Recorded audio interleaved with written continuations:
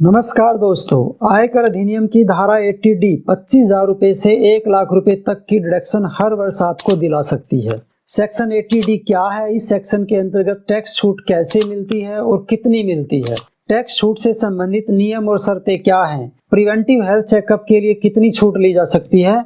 ये सभी टॉपिक हम इस वीडियो में कवर करेंगे। ये वीडियो भी आपके लिए बहुत उपयोगी हैं, जिनके लिंक नीचे डिस्क्रिप्शन में दिए हैं। ये भी आपको जरूर देखने चाहिए।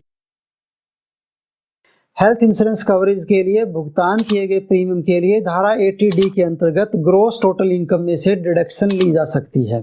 एक करदाता अपने जीवन साथी और अपने आश्रित बच्चों के स्वास्थ्य बीमा प्रीमियम के लिए 25,000 रुपए तक की कटौती का लाभ सेक्शन 80D के तहत ले सकता है। अगर आपके माता पिता 60 वर्ष से कम उम्र के हैं तो आप उनके स्वास्थ्य बीमा प्रीमियम के लिए 25,000 रुपए तक की अतिरिक्त कटौती की डिमांड कर सकते हैं। यदि माता पिता 60 वर्ष से अधिक आयु के हैं या फिर करदाता या उसका जीवन साथी 60 वर्ष से अधिक आयु का है तो वे इस धारा के अंतर्गत 50,000 रुपए की कटौती की डिमांड कर सकते हैं। तो आइए इसको थोड़ा ठीक प्रकार से समझ लेते हैं ताकि आप इस डिडक्शन का ज्यादा से ज्यादा लाभ उठा सकें। यदि करदाता, उसके जीवन साथी और उस पर आश्रित बच्चों की सभी की आयु 60 वर्ष से कम है तो इस धारा के अंतर्गत वो 25,000 रुपए तक की डिडक्शन का लाभ ले सकते हैं। इसी प्रकार यदि माता पिता की आयु भी 60 वर्ष से कम है तो उनके लिए अतिरिक्त 25,000 रुपए तक की डिडक्शन का लाभ इस धारा के अंतर्गत लिया जा सकता है। इस डिडक्शन के अंतर्गत अधिकतम 50,000 रुपए तक का लाभ लिया जा सकता है। 50,000 रुपए तक से ज्यादा की डिडक्शन इस धारा के अंतर्गत नहीं ली जा सकती है यदि सभी सदस्यों की आयु 60 वर्ष से कम है तो। यदि करदाता और उसके जीवन साथी में से किसी की भी आयु 60 वर्ष से अधिक है तो इस धारा के अंतर्गत 50,000 रुपए तक की डिडक्शन का लाभ लिया जा सकता है। इसी प्रकार यदि माता पिता की आयु भी 60 वर्ष से अधिक है तो उन पर भी इस डिडक्शन का लाभ 50,000 रुपए तक अतिरिक्त लिया जा सकता है। और इस प्रकार माता पिता और करदाता या उसके जीवन साथी की आयु 60 वर्ष से अधिक होती है तो इस धारा के अंतर्गत कुल 1 लाख रुपए तक की डिडक्शन का लाभ लिया जा सकता है। 50,000 रुपए करदाता और उसके जीवन साथी के लिए और 50,000 रुपए करदाता के माता पिता के लिए।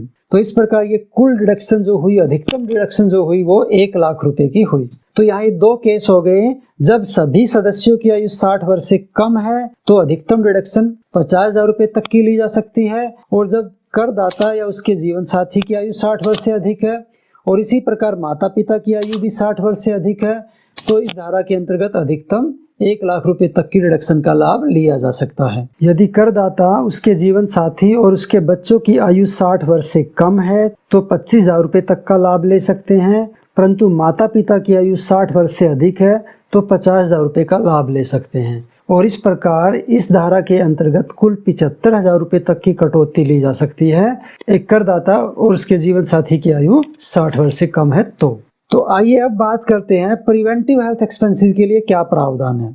कोई भी करदाता जिसने हेल्थ इंश्योरेंस प्रीमियम का भुगतान किया है और उसने अधिकतम डिडक्शन का लाभ नहीं लिया है, जो 50,000 रुपए या 1 लाख रुपए हो सकती है, जिसके बारे में हम पहले ही बात कर चुके हैं, तो वो 5,000 रुपए और ऐड कर सकता है प्रिवेंटिव हेल्थ एक्सपेंसेस के लिए। लेकिन ध्यान रखना, कभी भी प्रिवेंटिव हेल्थ एक्सपेंसेस के 5,000 रुपए ऐड करने के बाद अधिकतम डिडक्शन से ज्यादा अमाउंट नहीं जाना चाहिए। यानी ये 50,000 रुपए या दूसरे केस में 1 लाख रुपए से ज्यादा नहीं जाने चाहिए प्रिवेंटिव हेल्थ एक्सपेंसेस ऐड करने के बाद।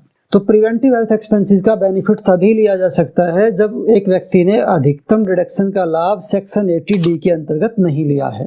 तो आइए अब बात करते हैं उन पेमेंट्स की जिन्हें सेक्शन 80D के अंतर्गत शामिल नहीं किया जा सकता है, यानी सेक्शन 80D के अंतर्गत उन पेमेंट का लाभ नहीं लिया जा सकता है। फर्स्ट है, अगर हेल्थ इंश्योरेंस प्रीमियम या मेडिकल एक्सपेंसेस का भुगतान कैश में किया जाता है तो ऐसे भुगतान सेक्शन 80D के तहत आय में कटौती के लिए मान्य नहीं होंगे।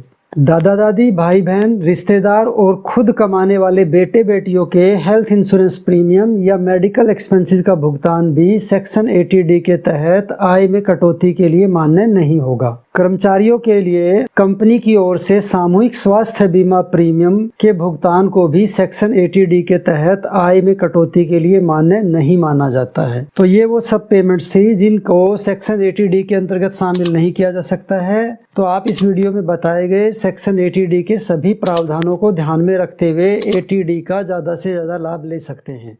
Thank you.